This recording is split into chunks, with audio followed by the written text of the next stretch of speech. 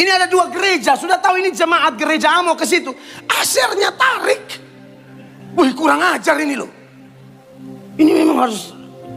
Kenapa kau sampai cara-cara begitu? Di sini aja lebih keren, ada artis. Buset dah. Gereja sampai segitu-gitunya. Ini berarti yang pimpin gerejanya hatinya harus dipulihkan. Tarik-tarik orang begitu. Kamu di mana? Di Gosen. Kurang asik. Di tempat kita lompat gak turun-turun. Saudaraku. Puji Tuhan, gereja pada terjual. Loh, Pak Pendeta HTD ini gereja pada dijual kok malah mengucap puji Tuhan. Betul, serius. Puji Tuhan, gereja pada dijual ya.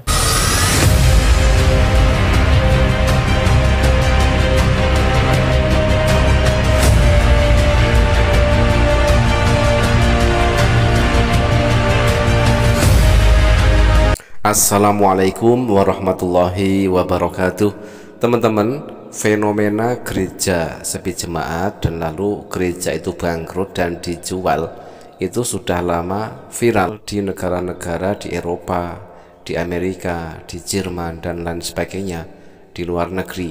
Dan fenomena itu kini sudah mulai merambah ke Indonesia, teman-teman ya. Kenapa gereja dijual? Yang jelas karena sepi jemaat. Sehingga karena sepi jemaat tersebut, pembiayaan ataupun operasional gereja tidak terurus dan tidak teratasi. Karena apa? Tidak ada perpuluhan yang masuk karena jemaatnya sudah pada kabur tersebut. Nah teman-teman, sehingga di antara satu gereja dengan gereja yang lainnya, yang notabene itu adalah berbeda dinom ya, antar dinom, di antara gereja itu saling rebutan jemaat. Nah ini adalah fenomena baru lagi teman-teman di Indonesia ya. Seperti di dalam video yang akan kita tampilkan ini, berupa video cuplikan dari sebuah ceramah yang dilakukan oleh Pendeta Mel Atok membahas tentang antar gereja rebutan jemaat. Dan lalu kita akan tampilkan sebuah tanggapan dari Pendeta HTD tentang kenapa gereja dijual. Dan bahkan di sini Pendeta HTD bersyukur karena adanya gereja-gereja yang dijual tersebut. Jadi saya lihat ngeri loh, kadang-kadang ada gereja tertentu. Makanya saya andai kata, pokoknya mereka jangan salah undang aja. Sampai-sampai saya akan oke gas di situ. Di mall. Ini ada dua gereja, sudah tahu ini jemaat gereja A mau ke situ. AC-nya tarik. Wih, kurang ajar ini loh. Ini memang harus. Kenapa kau sampai cara-cara begitu? Di sini aja lebih keren, ada artis. Buset dah. Gereja sampai segitu-gitunya. Ini berarti yang pimpin gerejanya hatinya harus dipulihkan. Tarik-tarik orang begitu. Kamu di mana? Di Gosen. Kurang asik. Di tempat kita lompat gak turun-turun. Di tempat kita lompat gak turun-turun. Saudaraku. Bergereja kok model begitu. Orang yang melihat kemahakuasaan Allah, kalau urusan gereja, dia tahu Allah yang berkuasa membangun gerejanya, Allah berkuasa mengisi gerejanya. Urusan kita khotbah sungguh-sungguh, doa sungguh-sungguh, jadi teladan sungguh-sungguh. Soal tarik menarik jiwa bukan kita, Tuhan Allah. Beri tepuk tangan yang meriah bagi Tuhan. Ya teman-teman, walaupun berbagai cara dilakukan oleh pihak gereja untuk menarik minat para jemaat agar mau datang ke gereja, termasuk tadi yang disinggung oleh Pendeta Mel Atok. Di sini saja, di sini kalau sudah lompat nggak turun-turun, maksudnya apa ini? Ketika mereka bernyanyi sambil berjoget, lompat-lompat, nggak turun-turun. Nah itulah yang menjadi daya tarik bagi kaum muda, pemuda-pemuda agar mau pergi ke gereja. Tetapi realitanya tidak demikian teman-teman ya. Di antara gereja antar dinom itu rebutan jemaat. Ini yang memalukan pihak gereja tersebut. Belum lagi ketika para misionaris menjajakan agamanya di jalan-jalan. Itu adalah bukti bahwa di dalam agama mereka sudah kekurangan jemaat. Pantas saja kalau di luar negeri itu banyak gereja yang dijual.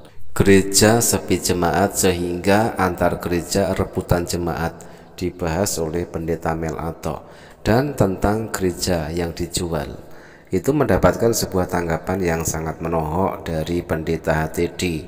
Kenapa? Karena pendeta HTD justru bersyukur dengan banyaknya gereja-gereja yang dijual tersebut.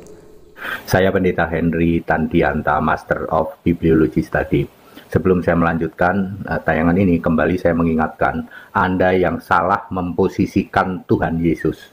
Meskipun Tuhan Yesus Anda sebut-sebut tiap hari 100 kali sekalipun, Tuhan Yesus yang kamu sebut ini masih sujud kepada Bapamu.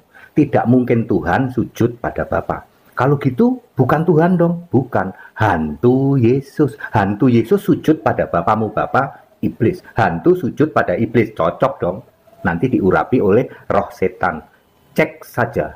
Ya. Saya pendeta Henry Tandianta, Master of Bibliology Study. Judulnya begini, puji Tuhan gereja pada terjual. Loh, Pak pendeta HTD ini gereja pada dijual kok malah mengucap puji Tuhan. Betul, serius. Puji Tuhan gereja pada dijual ya. Cuman sayangnya yang beli justru malah umat muslim. Saya sarankan jangan Pak ya. Itu tempat sudah penuh dengan iblis Pak di situ Pak. Iblis setan ada di situ. Ngapain dibeli? Jangan ya, jangan dibeli ya. Begini Bapak Ibu Saudara, gereja biasanya ukurannya tidak besar ya. Nanggung Pak, mau dibikin pengusaha mau membeli juga nanggung. Paling-paling yang jadi ya warung atau minimarket begitu. Atau malah mau dijadikan masjid ya, menurut saya jangan Pak. Di situ sudah penuh dengan kuasa jahat semua di situ Pak. Serius Pak, masuk gereja banyak iblisnya Pak. Tunggu dulu, gereja yang mana? Gereja Tritunggal, betul. Kalau Tritunggal penuh dengan itu. Siapa berani mendebat? Saya tantang 10 lawan 1. Kagak ada yang mau nongol ya. Oke, Bapak Ibu Saudara, kekristenan tidak mengenal gedung gereja. Alkitab tidak pernah ada disuruh membangun gedung gereja. Di dalam Kisah 1 ayat 13, mereka menumpang. Menumpang itu kalau bahasa sekarang menyewa. Ya teman-teman, itulah tadi ya tanggapan dari pendeta Henry Tandianta menanggapi tentang fenomena banyaknya gereja-gereja yang dijual, dan itu sudah marak terjadi di luar negeri karena sepi jemaat membuat gereja bangkrut. Mau tidak mau gereja itu harus dijual, dan ironisnya ketika gereja ditawarkan, diiklankan, dijual, dan lalu yang membeli itu adalah dari pihak muslim, dan otomatis gereja yang dibeli oleh pihak muslim tersebut dirubah fungsi menjadi masjid, dan itu adalah sebuah pukulan yang sangat telak bagi kekristenan ya, khususnya di luar negeri. Tetapi di Indonesia hal itu sudah mulai terjadi teman-teman ya. Seperti beberapa tahun yang lalu di Klaten ada sebuah gereja yang dijual dan lalu dibeli oleh para mualaf, dan lalu dialihfungsikan gereja tersebut menjadi masjid, berubah menjadi Masjid Isa Al-Masih. Nah teman-teman, itulah tadi ya sekedar sebuah keluh kesah dari pendeta Mel Ato tentang banyaknya gereja-gereja saling rebutan jemaat, dan sebuah tanggapan dari pendeta HTD tentang banyaknya gereja-gereja yang dijual, tetapi justru membuat pendeta HTD bersyukur. Terima kasih, mudah-mudahan terhibur dan bermanfaat. Jazakumullah khairan kasiron. Wassalamualaikum warahmatullahi wabarakatuh.